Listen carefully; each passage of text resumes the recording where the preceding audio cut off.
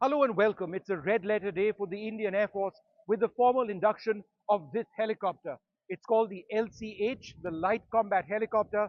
And once it enters the Indian Air Force and the Indian Army in substantial numbers, it's going to redefine the offensive capability of the forces in extremely high altitudes or even at low altitudes along the desert front. I'm at the Indian Air Force base here in Jodhpur, and it is an extraordinary sight to actually see this helicopter in the colors of the IAF, something that I've personally been tracking for more than 2 decades. Now, the Indian Armed Forces felt that they needed a helicopter like this after the Kargil War because it was believed that the existing attack helicopters couldn't exactly fly at the altitudes that they needed to strike targets in very high altitudes. So they actually built on a lot of the experience of the very successful advanced light helicopter and the subsequent variant of that called the Rudra to develop this. Now, this is far more streamlined than the other helicopters that I spoke to you about. It is actually designed with a streamlined profile in mind. That means it's got a narrow cross section. If someone were to try and take it down from the ground, it becomes more difficult because it's tougher to spot. It's also versatile because of the array of weapons that it carries. It can actually carry air-to-air missiles as well, fired from these pods over here, and also rockets, which can be used to strike targets on the ground.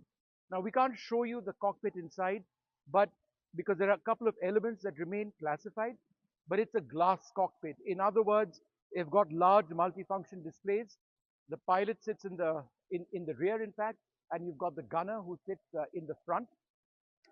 And a lot of the sensors which the gunner actually uses are this. This is an electro-optical sight in the front of the helicopter, and this is mated closely not just to the rockets and missiles, but also to this gun.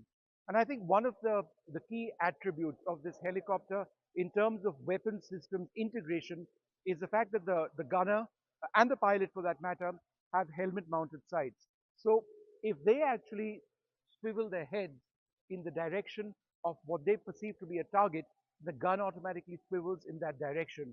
So you may be flying in one direction, but engaging targets using this gun, which are actually located within your field of view, but in another direction.